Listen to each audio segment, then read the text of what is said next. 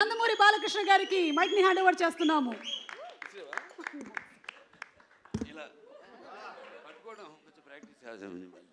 అందరికీ నమస్కారం. ఈరోజు మన డాకు మహారాజ్ ఈ యొక్క ట్రైలర్ రిలీజ్కి ఇచ్చేసిన పాత్రికేయ సోదరులందరికీ, ముఖ్యంగా ప్రింట్ అండ్ ఎలక్ట్రానిక్ మీడియా వారి అందరికీ నా హృదయపూర్వక కళాభివందనాలు తెలియజేసుకుంటున్నాను. ఈ ఫంక్షను నిన్న అక్కడ అనంతపూర్లో జరుపుకోవాల్సింది, కానీ మన తిరుమలలో ఈ ముక్కోటి ఏకాదశి సందర్భంగా అక్కడ ఈ తొక్కిసలాటలో కొందరు శివైక్యం కావడం, లింగైక్యం కావడం ఎంతో కలవరపరిచింది. ఎంతో బాధాకరమైన విషయం. అక్కడ జరగవలసింది కాదు, అందుకని దాన్ని అక్కడ రద్దు చేసి ఈరోజు ఇక్కడ జరుపుకోవడం జరుగుతుంది. సరే, లింగైక్యం శివైక్యము పరమపదించిన వారందరూ వారి యొక్క ఆత్మలు శాంతించాలని వారి కుటుంబ సభ్యులందరికీ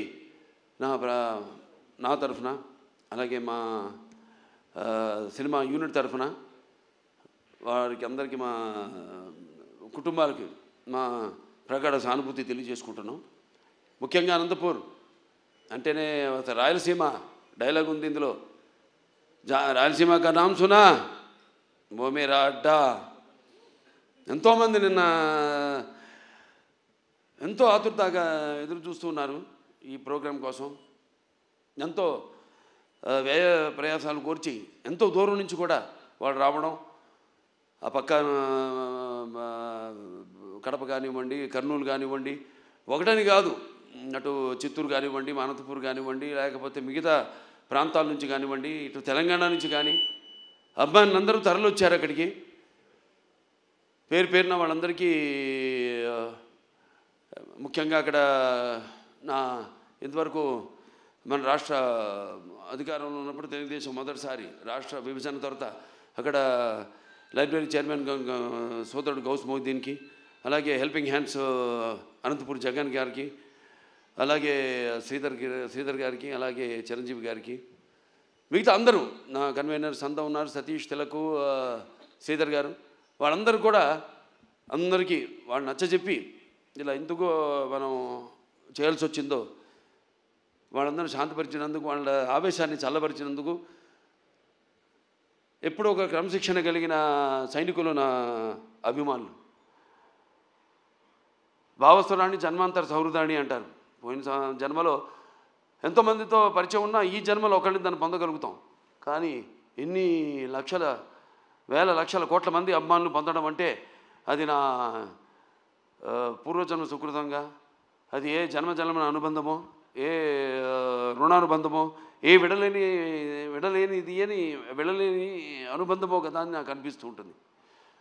నేను ఈ జీవితంలో ఎంత పొందానంటే, ముందు నేను గొప్పగా చెప్పగలిగింది, ముందుగా నాకు ధన్యమైన జన్మనిచ్చి నన్ను మీ అందరి గుండెల్లో ఆయన ప్రతిరూపంగా నిలిపినందుకు దైవాంశ సంభూతులు, అలాగే విశ్వానికే విశ్వ నట రూపం ఎలా ఉంటుందో చూపించిన నా తండ్రి, నా గురువు, నా దైవం, కారణ జన్ముడు, విశ్వవిఖ్యాత నట సార్వభౌమ నటరత్న, తెలుగుదేశం పార్టీ వ్యవస్థాపకులు డాక్టర్ పద్మశ్రీ నందమూరి తారక రామారావు గారికి, మరి అది ఆ పుణ్య దంపతులు, మా అమ్మగారు బసవరామ తారకం గారి, డింబి బసవరామ తారకం గారి బిడ్డగా పుట్టినందుకు ఆ పుణ్య దంపతులకు, అలాగే ఆ కళమ్మ తల్లికి నా కృతజ్ఞతలు తెలియజేసుకుంటూ, ఇటువంటి అభిమానుల్ని నాకు ఇచ్చినందుకు ఆ దేవుడికి నా కృతజ్ఞతలు తెలియజేసుకుంటూ, ఇప్పుడు మన సినిమాకి వస్తే డాకు మహారాజ్ ఎన్నో వైవిధ్యమైన పాత్రలు చేసుకుంటూ వస్తున్నాను. నాన్నగారిలాగా ఆయన పౌరాణికాలు నటిస్తే పాత్రలు ప్రాణాలు పోసుకున్నాయి, ఆయన జానపదాలు చేస్తే సామాజమనగాలు అయ్యాయి, సామాజమనగరమాలు అయ్యాయి. అలాగే ఇట్లా ప్రతి పాత్ర మన దేశంలోనే కాదు ప్రపంచంలో చూస్తే ఎవరు అసలు చేయని పాత్రలు ఎన్నో చేసి ఆయన అటు ఒక నటనాచార్యుడిగా, అలాగే ప్రతి పాత్రలో అణువణువును నింపుకుని నటనకు ప్రాణం పోసిన ఒక నటధీశాలిగా, మరి అటు ఆయన చేసిన పాత్రలన్నీ చూసి కూడా అటు కళామ తల్లి కళకళలాడింది, కన్నుల పండుగ చేసుకుంది, గలగల నవ్వింది. అలాగే ఆ వారసత్వాన్ని పుణికిపుచ్చుకుని ఈ ఎన్నో వైవిధ్యమైన పాత్రలు, పౌరాణికాలు కానివ్వండి, జానపదాలు కానివ్వండి, సాంఘికాలు కానివ్వండి, first Indian social fiction, science fiction Aditya 369 లాంటి సినిమా కానీ, ఒక భైరవ దీపం కానివ్వండి, ఇటువంటి ఎన్నో నేపథ్యాలు ఉన్న సినిమాలు అటు సాంఘికం, జానపదాలు, పౌరాణికాలు చేయడం జరిగింది. అలాగే ఇప్పుడు మన అఖండ అయితేనేమి, దాని తర్వాత వీరసింహారెడ్డి అయితేనేమి, తర్వాత నేలకొండ భగవంత్ కేసరి అయితేనేమి, ఇప్పుడు రేపు రాబోతున్న ఈ 12 విడుదల కాబోతున్న మన డాకు మహారాజ్ అయితేనేమి. ఇందాక చెప్పారు డైరెక్టర్ గారు, డాకు మహారాజ్ డిస్కషన్స్ అప్పుడు ఏదో ఒక లైన్ అనుకున్నాం, అది సరిగ్గా నేను కనెక్ట్ కాలేకపోతున్నాను. దానికి ఏదో ఒక పాత కథలాగా అనిపించింది. మళ్ళీ ఎందుకంటే ఆల్వేస్ రీసెర్చ్, ఎప్పుడు నా మీద నేను రీసెర్చ్ చేసుకుంటున్నా, అభిమానులు ఏం కోరుకుంటున్నారు నా నుంచి. అలాగే ఒక నేలకొండ భగవద్గీతలో ఒక ఇన్స్పెక్టర్ క్యారెక్టర్ని నేను చెప్పడం జరిగింది. దాన్ని అంతకుముందు ఆ పాత్ర లేదు. అలా దాన్ని బ్రహ్మాండంగా మలిచారు డైరెక్టర్ అయితేనేమి, ఆ రచయితలు అయితేనేమి. అలాగే ఈ సినిమాలో కూడా ఆదిత్య 369లో శ్రీకృష్ణదేవరాయల మారువేషంలో వచ్చి కృష్ణకుమార్ని కాపాడడం, అది అలా ఉండిపోయింది. ఫ్యాన్స్ అందరి గుండెల్లో కూడా ఉండిపోయింది ఆ పాత్ర. అటువంటి పాత్రలో కనిపిస్తే నేను బాగుంటుంది, సినిమా ఫుల్ లెంత్ కనపడితే బాగుంటుంది అనుకున్నాను. సో దాన్ని నేను వ్యక్తపరచడం జరిగింది. ఏమండి, మన ఫ్యాన్స్ ఉన్నారు, ముందు వాళ్ళని డిసప్పాయింట్ చేయకూడదు మనం. నాన్నగారు ఒక సర్దార్ పాపారాయుడు అయితేనేమి, అటువంటి ఒక గెటప్లో మనకు కనిపిస్తే బాగుంటుంది అని అనుకున్నాం. అక్కడి నుంచి స్టార్ట్ అయింది కథ ప్రయాణం, మా ప్రయాణం. దాంట్లో మరి ఎటువంటి సమస్యను మా ప్రతి సినిమాలో మహిళలకైతేనేమి, వినాశ్రయం జననం నాస్తి, వినాశ్రయం గమనం నాస్తి, వినాశ్రయం జీవం నాస్తి, వినాశ్రయం సృష్టి రేవ నాస్తి. ప్రతి సినిమాలో కూడా మహిళలకు ఒక ప్రత్యేకమైన ఇంపార్టెన్స్ ఉంటుంది. అలాగే ఏదో ఒక సందేశం, మంచి సందేశం ఇవ్వాలి మనం అన్నప్పుడు దాన్ని మనం చూస్తారు సినిమాలో.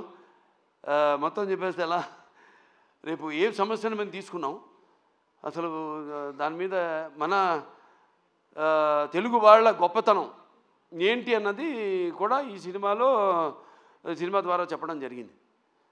ఇలా ఒక కథను బ్రహ్మాండంగా మళ్ళీ డైరెక్టర్ గారు దాన్ని కన్సీవ్ చేసుకుని, మళ్ళీ ఆయన టీము మోహన్ కృష్ణ గారు అంతా ఉన్నారు, అందరు కలిసి ఒక బ్రహ్మాండంగా ఉన్న కథగా దాన్ని రూపొందించారు. అదే మన డాకు మహారాజ్. టైటిల్ వచ్చేసరికి మన డాకు మహారాజ్ అంటే ఎలా ఉంటుంది అన్నది ఒక చిన్న అనుమానం ఉండేది. దాన్ని కూడా బాగా జాగ్రత్తగా ప్లాన్ చేసి, ఇప్పుడు ఎలాగైతే మేము ముందు టీజర్ రిలీజ్ చేసాం, టీజర్లో ఏం చెప్పాలా, కొంచెం చప్పగా ఉందనుకున్నారు. తర్వాత ట్రైలర్ రిలీజ్ చేసాం, మొదటి ట్రైలర్ పర్లేదన్నారు. ఇప్పుడు విడుదల చేస్తాం ఈరోజు అసలైన ట్రైలర్. అంటే ఏదైతే అభిమానులు కోరుకుంటారో, అభిమానులే కాదు, ఏదైతే జనం బాలకృష్ణ నుంచి కోరుకుంటారో మొత్తం అంతా పొందుపరిచి ఈ ట్రైలర్ని రిలీజ్ చేయడం జరిగింది. ఇవాళ అద్భుతమైన స్పందన వస్తుంది. సో ఒక సినిమా అంటే కేవలం ఎంతోమంది నటీనటులున్నారు ఇక్కడ. నాతో పాటు నటించిన ఒక ప్రజ్ఞా జైస్వాల్ అయితేనేమి, అఖండాలో చేసింది నాతో, అలాగే శ్రద్ధా శ్రీనాథ్, అలాగే ఊర్వశి రౌతెల, అందరూ కూడా ఇప్పుడు వాళ్ళ పాత్రలు ఎంతో అద్భుతంగా, అంటే అటు కేవలం గ్లామరే కాదు, పెర్ఫార్మెన్స్ ఆవిడంతా. ఇందాక మన కెమెరామెన్ గారు ఉన్నారు ఇక్కడ, విజయ్ కార్తిక్ గారు, ఎంతో అద్భుతంగా సినిమాని చూస్తున్నారు మీరు. ఆ సినిమాలో కూడా లైటింగు స్కీము, ఒక లైటింగ్ స్కీమ్ అంటూ ఉంటుంది. దాన్ని ఎలా అద్భుతంగా మేము చేసే సన్నివేశాలకి ఇంకా జీవం పోసి, ప్రాణం పోసి ఎంతో అద్భుతంగా వాటిని ప్రజెంట్ చేశారు. డైరెక్టర్ అండ్ కెమెరామెన్ నా దృష్టిలో ఒక భార్యాభర్తలు అంటాడు. అంటే ప్రభుత్వం లాగానే, ప్రభుత్వం ఏముంటుంది, ఎన్నో స్కీమ్స్ అనుకుంటుంది, కానీ దాన్ని ఇంప్లిమెంట్ చేసేది ఎవరు? బ్యూరోక్రాట్స్. సో వాళ్ళని మనం పొందాలి ముందు, మనం వాళ్ళ ద్వారా మనం ప్రజలకి వాళ్ళ అవసరాలు తీర్చాలి మనం. అలాగే ఒక డైరెక్టర్ తను ఏం కన్సీవ్ చేసుకుంటాడు, దాన్ని ఎంతో అద్భుతంగా స్క్రీన్ మీద సన్నివేశాన్ని బట్టి అద్భుతంగా తెరకెక్కించాడు మా కెమెరామెన్ విజయ్ కార్తిక్ గారు.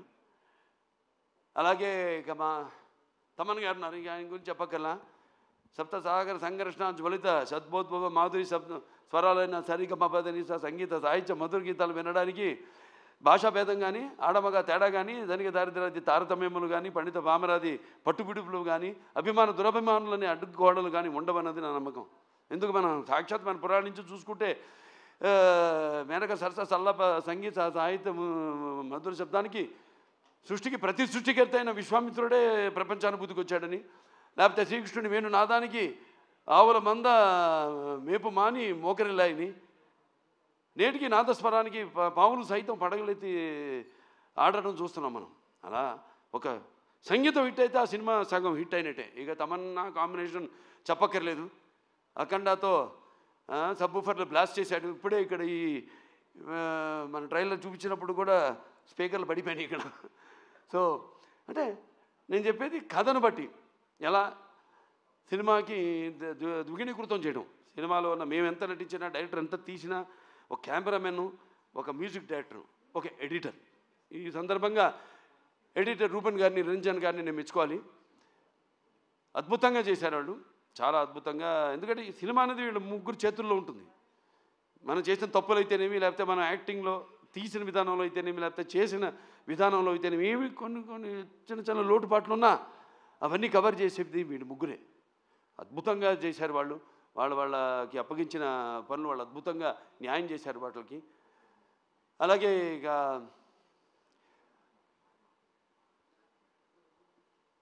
ప్రజ్ఞ జైస్వాల్ పాత్ర చాలా అద్భుతమైన పాత్ర. ఏదైతే ఆవిడకి ఉందో ఇమేజ్, మా కాంబినేషన్ ఏదైతే ఉందో, ఆవిడ అన్ని పాత్రలకి సరిపోతాను నేను అంట్లా. కాకపోతే మా కాంబినేషన్ ఒక గౌరవం ఉంది, మా ఇద్దరి కాంబినేషన్కి ఒక ప్రత్యేకమైన స్థానం ఉంది. మేము కనబడితే ఒక హుందాతనం, ఒక ఆరాధనా భావం కలుగుతుంది ప్రజల్లో. దాన్ని మేము అలా ఇక్కడ దాన్ని ఆ పాత్ర అలా వచ్చింది. ఆ పాత్రకి ఎవరు బాగుంటారని అనుకున్నప్పుడు వెంటనే డైరెక్టర్ గారితో, మన నాగవంశీ గారితో చర్చించడం జరిగింది. వెంటనే ఆవిడ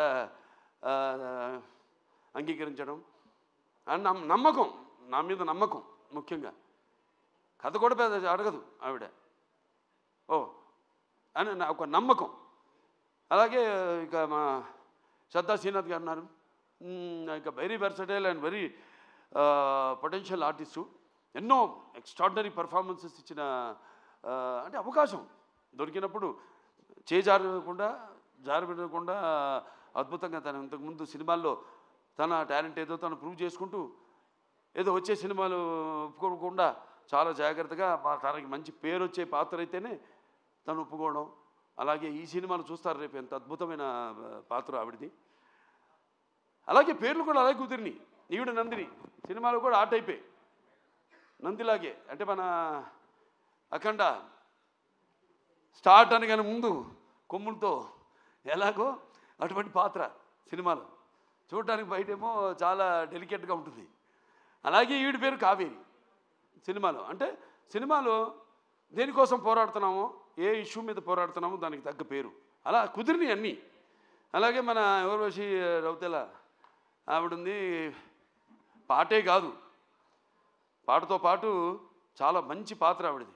ఎలా చాలా చూస్తారు రేపు సినిమాలో ఆవిడ క్యారెక్టర్ కూడా. ఫైట్లు చేసింది, నాతో డాన్స్ చేసింది, అటు పర్ఫార్మెన్స్ చేసింది, ఇటు అందంగా కూడా ఉంది. సో అందరూ వాళ్ళ పాత్రలు ఎంతో అద్భుతంగా, ఒక శిల్పి చెక్కిన శిల్పంలాగా అద్భుతంగా వాళ్ళ క్యారెక్టర్స్కి న్యాయం చేయడం జరిగింది. ఇక మా ఫైట్ మాస్టర్ వెంకట్ మాస్టర్ గారు ఉన్నారు. ఇక ఆయన టోటల్గా అన్ని సినిమాలు వదిలేసుకుని ఈ సినిమా కేవలం ఫైట్లే కాదు, సీన్స్ అప్పుడు కూడా అక్కడే ఉండి అంత డెడికేషన్, మంచి సినిమా చేస్తున్నాం, ఓ మంచి సేవ చేస్తున్నాం మన కళామందరికి, మంచి ఒక సినిమా ఇస్తున్నాం, మనం అందిస్తున్నాం అన్న ఒక తపన. దాంతో ఆయన అన్న సినిమాలన్నీ కూడా క్యాన్సిల్ చేసుకుని ఈ సినిమాకి ప్రత్యేకంగా సీన్లప్పుడు కూడా ఉండి మరి అద్భుతమైన చూశారు విన్యాసాలు, అలాగే పోరాటాలు అద్భుతంగా ఆయన సమకూర్చడం జరిగింది. థ్యాంక్ యూ మనోజ్ గారు. అలాగే ఇక మా డాన్స్ మాస్టర్లు ఉన్నారు, శేఖర్ మాస్టర్ గారు, శంకర్ మాస్టర్ గారు. వాళ్ళు ప్రతి ఒక ఆయనేమో థీమ్ సాంగ్ చేయడం జరిగింది, శంకర్ మాస్టర్ గారు. శేఖర్ మాస్టర్ గారేమో మా రౌతెల ఊర్వశి రౌతెల నా పాట ఆయన కంపోజ్ చేయడం జరిగింది, డాన్సు. ఇంకా మోహన్ కృష్ణ గారు మంచి కాలక్షేపం నాకు ఆయన అక్కడ లొకేషన్లో. రకరకాల విషయాలు మాట్లాడుకుంటూ ఉండేవాళ్ళం. డైరెక్టర్ గారు చెప్పారు ఇందాక, త్వరత బయట పెడతాను ఏమిటని ఆ విషయాలన్నీ. సో ఎంతో అద్భుతంగా అన్నీ మాట్లాడుకునేవాళ్ళం. ఏముంటే నాకు చిన్న చిన్న పాత్ర ఇంకా ఏదైనా చేయొచ్చు అన్నప్పుడల్లా ఈయన మీద పడేవాడిని. ఆయన ఎప్పుడు నాకు కోపం వస్తుందో తెలీదు. ఆయన ఏంటి అలా పాపం అలాగేనండి అంటూ తలూపుతూ ఉండేవాడు అన్నిటికైనా. కానీ మళ్ళీ ఆయన కాదన్నప్పుడు మళ్ళీ దాని గురించి మళ్ళీ ఆలోచించేవాడిని. అవును, నేను ఆవేశంలో అన్నాను, ఎందుకు ఏంటి ఆయన ఎందుకు అన్నారు, ఇవన్నీ కరెక్ట్గా సమపాళ్ళల్లో బ్యాలెన్స్ చేసుకుని సో సినిమా ఇంత అద్భుతంగా.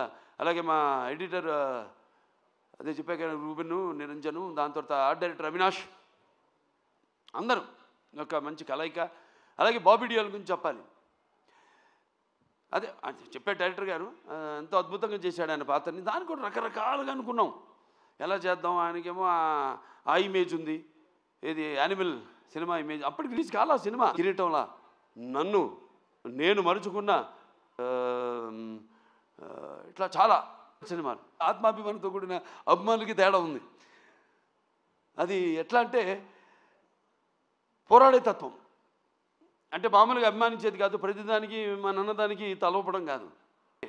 అలా నా మీద కూడా ఒక సర్వే చేసిన అద్భుతంగా ఉంది, చేసేద్దామని ఒక గ్రీన్ సిగ్నల్ ఇచ్చాడు ఆయన.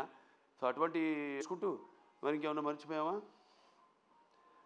అందరికీ ముఖ్యంగా నా అభిమానులందరూ రకరకాల సందేశాలు ఇచ్చుకుంటూ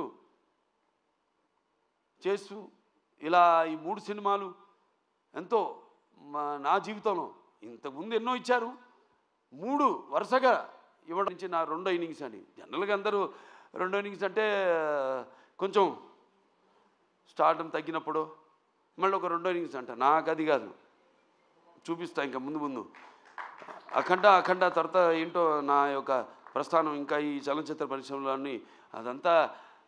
నేను అన్నాను ఇంతకుముందు, ఏం చూసి ఇతనికి ఇంత అహంకారం అని అనుకుంటారని, నన్ను చూసి నాకే ఒక ఇదని, ఒక పదులైన పొగరని.